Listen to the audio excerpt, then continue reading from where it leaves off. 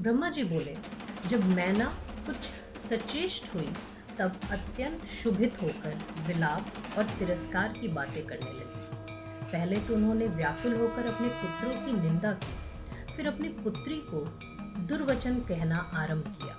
मैना ने नारद से कहा कि रे अधम मुनि, रे दुर्बुद्धे, तूने सर्वथा ही मुझे ठग लिया। हाय, मेरा कुल आदि सब कुछ नष्ट हो गया, मेरा जीवन नष्ट हो गया। पता नहीं कि दिव्य महर्षि कहाँ चले गए। मैं उनकी दाढ़ी उखाड़ लूंगी। उस वशिष्ठ की तपस्विनी पत्नी सचमुच बड़ी धूर्ता निकली। मैंने ऐसा किसका अपराध किया था जो आज मेरा सर्वस्व लुट गया। ऐसा कहकर पुत्री की ओर देख उसे कटु वचन कहने लगी। हे दुष्पुत्री, तूने मुझे दुख देने वाला यह काम क्यों किया है, जो तुम दुष्टा ने सवर्ण देकर कांच खरीद लिया। हे पुत्री, तूने विष्णु जैसे परमेश्वर और संपूर्ण देवताओं को छोड़कर अपनी बुद्धि से शिव के लिए ऐसा तप किया। तेरी बुद्धि और रूप तथा चरित्र को धिक्कार है, तेरी सखियों को धिक्कार है, और तुझे जन्म देने वाले हम लोगों को भी धिक्कार है। और हे नारद, तुम्हारी बुद्धि तथा सुबुद्धि देने वाले सप्तऋषियों को भी धिक्कार है। तूने मेरा घर नष्ट कर दिया। यह पार्वती ही क्यों न मर गई, अथवा आज आकाश में किसी राक्षस ने ही इसे क्यों नहीं खा लिया।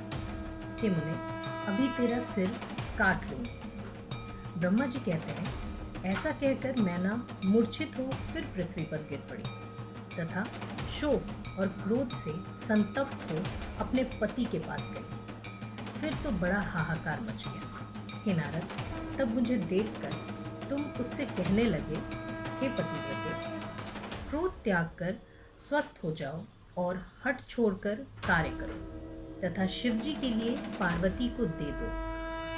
तब तुम्हारी यह बात सुनकर मैना ने तुमसे कहा, यहाँ से हट जाओ। मैं उस उग्र रूपधारी शिव को अपनी कन्या नहीं दूंगी। तुम सब देवता प्रपंच न फैलाओ। उसके ऐसा कहते ही वशिष्ठ आदि सप्तऋषि वहां आकर बोले, हे पितृकन्ये, पर्वतराज प्रिय, हम सब तो तुम्हारे हितैषी हैं, फिर आपके विरुद्ध कार्य कैसे कर सकते हैं। मैना तो ज्ञान शून्य हो रही थी। उन्होंने ऋषियों के वाक्यों को व्यर्थ कर दिया और कहा, मैं पार्वती को शस्त्र से मार दूंगी, किंतु शिव के लिए नहीं दूंगी। तुम सब दूर चले जाओ और मेरे पास मत आओ। इस वृत्तांत से वहाँ हाहाकार मच गया। हिमाचल उसे समझाने आए। उन्होंने कहा, प्रिय, क्या तू नहीं जानती कि तेरे घर कौन कौन आए हैं? तू उनकी निंदा ना कर। वे निग्रह अनुग्रह करने वाले तथा पूज्यों के भी पूज्य हैं। दुख त्याग कर उठो और शीघ्र सब कार्य करो।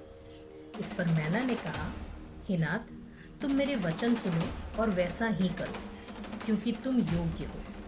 पार्वती का गला बांधकर निशंक हो नीचे गिरा दो। मैं शंकर के लिए कन्या नहीं दूंगी। जब मैना ने इस प्रकार के वचनों में हट पकड़ लिया, तब पार्वती स्वयं ही आकर उनसे यह मनोहर वचन बोली कि हे माता, तुम्हारी शुद्ध बुद्धि विपरीत क्यों हो गई? तुम तो एक परम धर्मज्ञा थी, फिर धर्म को क्यों त्यागती हो? ये रुद्र तो परम प्रभु साक्षात ईश्वर है। ये भगवान शंकर तो सबके प्रभु और स्वयं जिनकी ब्रह्मा विष्णु आदि सभी उपासना करते हैं। इनसे बढ़कर और कौन सा सुख है? अतएव उठो और अपने जीवन को सफल करो। हे माता, परमेश्वर शंकर के लिए मुझको दो। मैं तो मन, कर्म और वाणी से शंकर जी को वर चुकी हूँ। आगे तुम्हारी जैसी इच्छा हो वह करो। पार्वती के इन वचनों को सुनकर हिमालय की स्त्री मैना के क्रोध का अंत न रहा। वे बहुत विलपती हुई पार्वती को पकड़कर क्रोध से दांतों को पीसती हुई मुट्ठी तथा पहुंचों से उसे प्रताड़ित करने लगी। ऋषियों ने मैना के हाथ से छीनकर पार्वती को अलग किया। तब मैं ब्रह्मा शीघ्र ही मैना के पास गया और शोकहारी शिव तत्व का वर्णन करने लगा। साथ ही यह भी कहा कि तुम इस बुरे हट को छोड़ पार्वती को शिव के लिए दे दो। हे मुनीश्वर, इसके पश्चात सनकादिकों ने भी मैना को समझाया और विष्णु ने शिव तत्व निरूपण कर शिवजी की महानता प्रकट करते हुए कहा कि सब कुछ शिवमय है, इसमें कुछ अन्य विचार क्या करना। अब वही परम पुरुष तुम्हारे द्वार पर आए हैं, इसलिए तुम दुख त्याग कर शिवजी का भजन करो। तुम्हें बड़ा आनंद प्राप्त होगा और कलेश नाश हो जाएंगे। हे मुनीश्वर, जब विष्णु जी ने इस प्रकार बहुत कुछ कहकर मैना को समझाया, तब मैना का चित्त कुछ कोमल हुआ और विष्णु जी से इस प्रकार बोली कि यदि शंकर जी का शरीर मनोहर हो जाए तो मैं अपनी कन्या उन्हें दे सकती हूँ, अन्यथा कोटि यत्न करो तो भी कन्या शंकर को नहीं दूंगी। यह मैं सत्य कहती हूँ और इस पर मैं सर्वदा ही दृढ़ हूँ। ऐसा कहकर दृढ़व्रता मैना चुप हो गई।